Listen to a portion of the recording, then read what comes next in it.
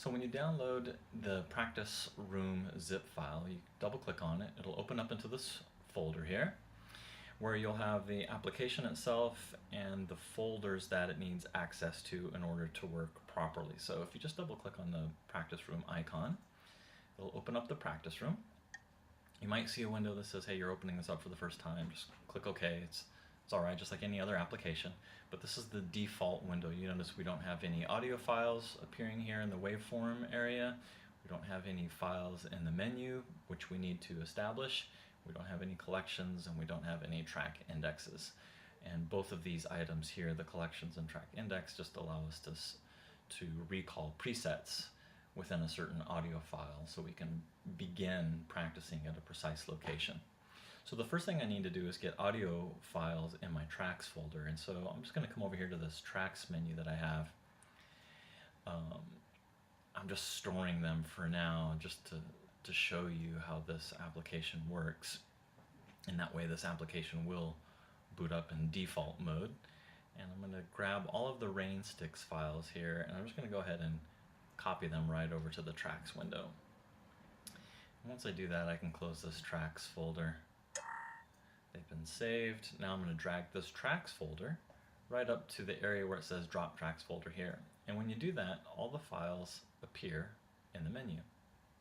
So now what I can do is basically start making all of the presets in order for me to practice Rainsticks efficiently and without excessive queuing. So I'm going to go ahead and select the beginning of the composition, which starts at measure 3. See that it loads the file into the waveform view. I'm going to make sure I have the audio from the audio settings window here. I'm going to choose the tool called Selector, and all I need to do is just click on the waveform to establish a starting point. You'll see that the starting position in milliseconds starts here, so this is almost at 4 seconds into the file. All I need to do is make any adjustments to volume, metronome volume, the time signature in terms of the count and the beat value and the tempo, and then click Save. And what this does is actually save all of my settings as a preset under preset number 1. If I'd like to make another preset, I could just switch to preset number 2, choose a brand new audio file here, click a new starting position, and I know that this position here begins a new section in Rainsticks that moves rather swiftly.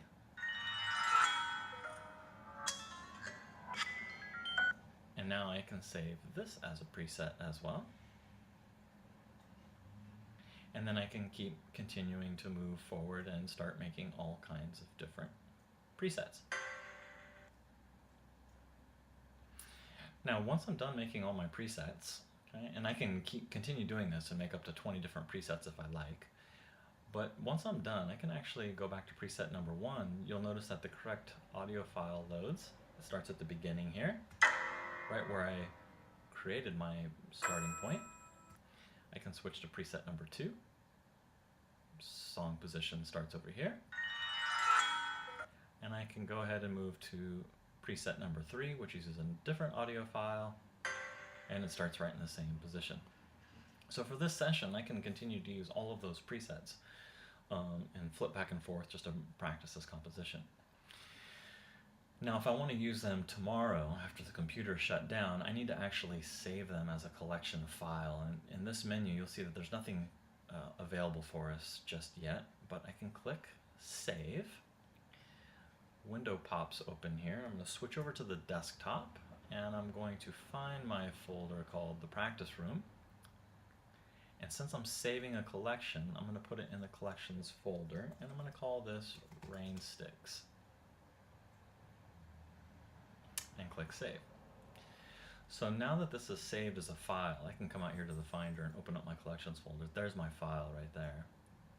You'll notice that it doesn't appear in the menu yet, but if I go back into the Practice Room and choose Refresh Collections folder, you'll see that my new file now appears. I can select it, and all of my presets are available to me. And I can do the exact same thing with another composition like Losing Touch or Marimba and Tape or any of those others that you might find for your instrument, whether it be flute and tape or cello and tape or viola and tape. And that's how the Practice Room works. Hope this was helpful, and send me an email. Let me know. Thanks.